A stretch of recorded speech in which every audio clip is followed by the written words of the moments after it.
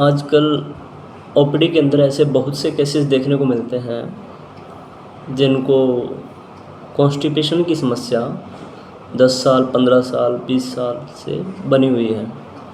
तो इतने लंबे समय से कॉन्स्टिपेशन बने रहने का कारण क्या है?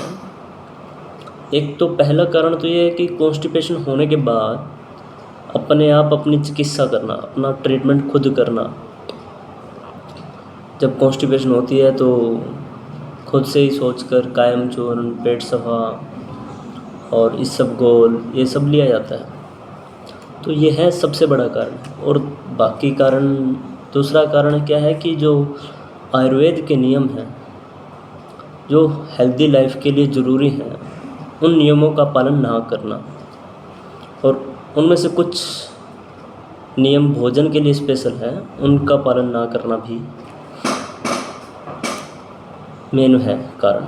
तो उसके बारे में मेनली आज मैं डिस्कस करूँगा कि ऐसे भोजन के कौन से नियम हैं जिनको अपना कर आप अपनी कॉन्स्टिपेशन को दूर कर सकते हैं।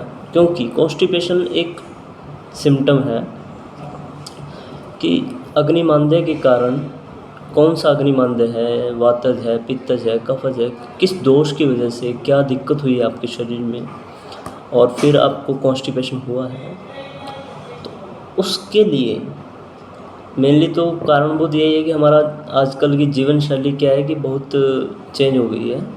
तो उसको बदलने के लिए एकदम से तो नहीं मैं कह सकता, बट प्रयास ज़रूर करना चाहिए। कुछ ऐसे कदम उठाने चाहिए कि जिससे आपकी लाइफ में ऐसी प्रॉब्लम्स ना बने।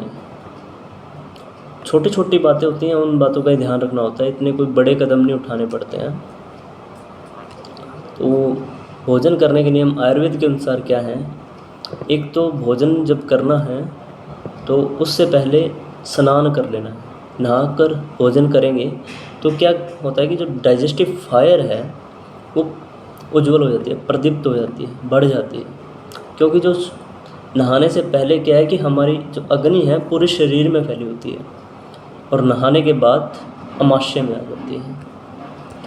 और तब स्नान करने के बाद ज़मीन पर बैठकर शांत मन से शांत जगह पर उष्ण, गर्म और ताज़ा भोजन करना चाहिए। और भोजन मात्रापूर्वक करना चाहिए, जितनी भूख है उतना ही भोजन करना चाहिए। और भोजन इतना ही करना चाहिए कि मतलब पेट को पूरा भरना नहीं है, उसमें एक हिस्सा खाली होना चाहिए। और जितना भोजन करना है उसमें से 3 हिस्सा सॉलिड होना चाहिए और 1 हिस्सा लिक्विड होना चाहिए। इस बात का विशेष तौर से ध्यान रखना चाहिए। इसीलिए हम सुबह के भोजन के साथ शक्कर का प्रयोग करते हैं, लस्सी का प्रयोग करते हैं, और रात के भोजन के साथ दूध का प्रयोग किया जाता है, बताया भी गया आयुर्वेद के अंदर। इन बातों का ध्यान रखना चाहिए। और ना ज़्यादा तेज़ गति से भोजन करना है, ना ज़्यादा कम गति से भोजन करना है, मध्यम गति से भोजन करना है। 25 से 30 बार तक चबाकर भोजन करिए। बातें भी नहीं करनी है, बातें करते हुए भी भोजन नहीं करना है। टीवी भी नहीं देखना है, मोबाइल भी, कई लोग मोबाइल चलाते हुए भोजन करते हैं। तो इन सब बातों का ध्यान रखें। तो ये छोटी छोटी बातें हैं, तो इनका ध्यान रखेंगे तो भोजन अच्छे से पचता है। और क्या है कि भोजन स्निग्ध होना चाहिए, चिकनाहट होनी चाहिए भोजन के अंदर। चिकनाहट में सबसे अच्छी चीज़ है घी, गाय का घी, देसी गाय का घी। और अगर देसी गाय का घी ना मिले तो सरसों का तेल उत्तम है। और सेंधा नमक ही यूज़ करना चाहिए। और कई लोग क्या करते हैं कि नमक को ऊपर से डालकर खाते हैं, तो वैसा ना करें। जब सब्ज़ी बनाएं, पकाएं, तो उसी टाइम पे ही सेंधा नमक डालकर उसका ही प्रयोग करें। और अगर हो सके तो इतना मुश्किल नहीं है, मिट्टी के बर्तन में भोजन बनाएं तो अच्छे से पचेगा भी, डाइजेस्ट भी होगा और कॉन्स्टिपेशन की अग्निमांद्य भी नहीं होगा, डाइजेस्टिव फायर स्लो नहीं होगी। तो अल्टीमेटली क्या है कि कॉन्स्टिपेशन भी नहीं होगी। डायरेक्ट आप कॉन्स्टिपेशन का इलाज नहीं कर सकते हैं।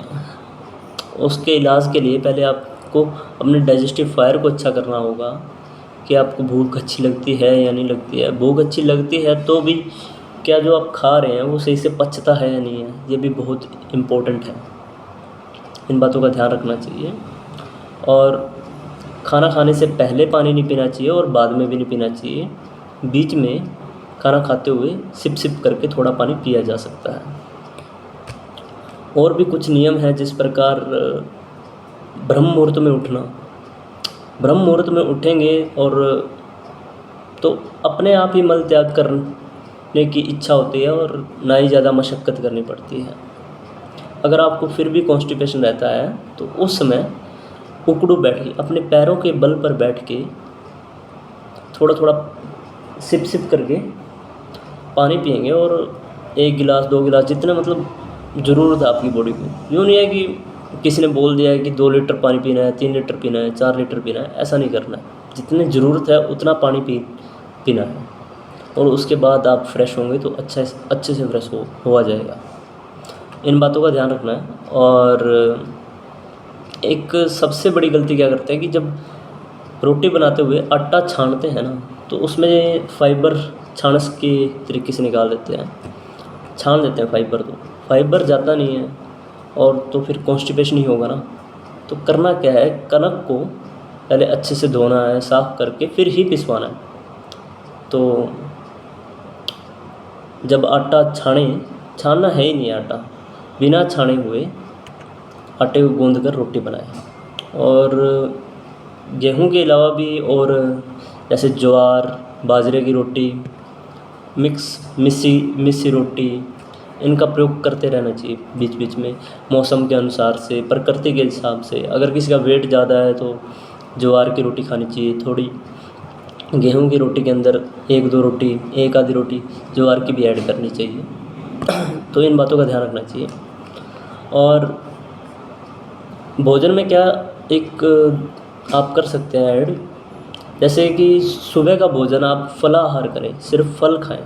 अगर आपका 50 किलो वज़न है तो 500 ग्राम तक, आधा किलो तक फल का सेवन करें। अगर 60 किलो है तो 600 ग्राम, अपने वेट से 10 गुना फल का सेवन करें। और शाम को सूर्य अस्त होने से पहले, मतलब सूर्य ढलने से पहले, छिपने से पहले भोजन कर लेना है शाम का।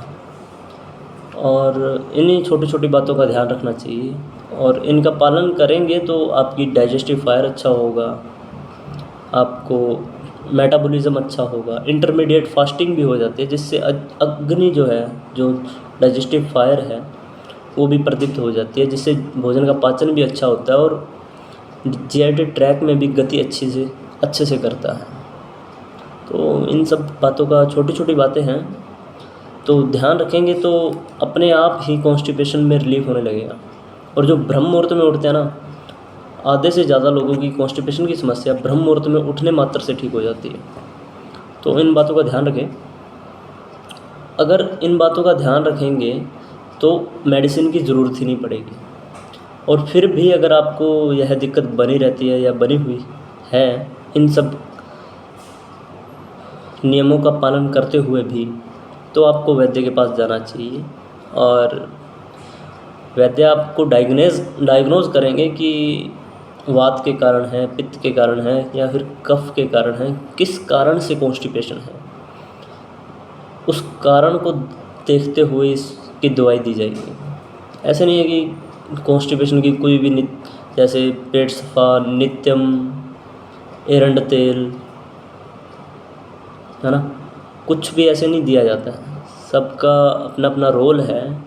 किसी दोष पे जाकर काम करते हैं, किसी स्थान पे जाकर काम करते हैं, कुछ पेट में जाके काम करते हैं, कुछ लीवर से गंदगी निकालते हैं, कुछ इंटेस्टाइन से गंदगी निकालते हैं।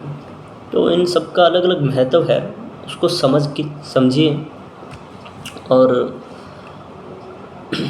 बिना शास्त्रों का अध्ययन करे उसको समझा जा नहीं सकता है। तो अपने आप से प्रयोग ना करें, अपने आप से आप खुद का ट्रीटमेंट ना करें। अगर आप करते हैं तो अपने आसपास लोग देखते होंगे अलग अलग प्रयोग करते हैं और बहुत परेशान रहते हैं। कॉन्स्टिपेशन के लिए तो ऑलमोस्ट हर घर में कोई ना कोई मिल ही जाएगा।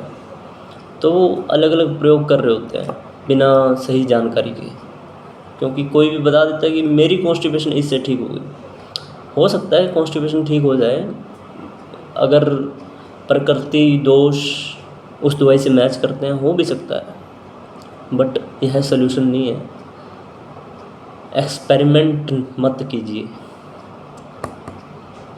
तो ठीक है, अब ज़्यादा बात हो गई है, तो आप इन सब बातों का ध्यान रखें। और क्योंकि कॉन्स्टिपेशन ही आगे जाके बड़ी बीमारियों का कारण बनता है, क्योंकि अग्निमांद्य होगा, मलमूत्र शरीर से बाहर सही से जा नहीं रहे हैं, तो वो ही बड़ी बड़ी बीमारियों का कारण बनते हैं। ऐसा नहीं है कि कैंसर एक ही दिन में हो जाता है या कोई भी बीमारी एक ही दिन में हो जाती है, धीरे धीरे ऐसे पनपती है बीमारी।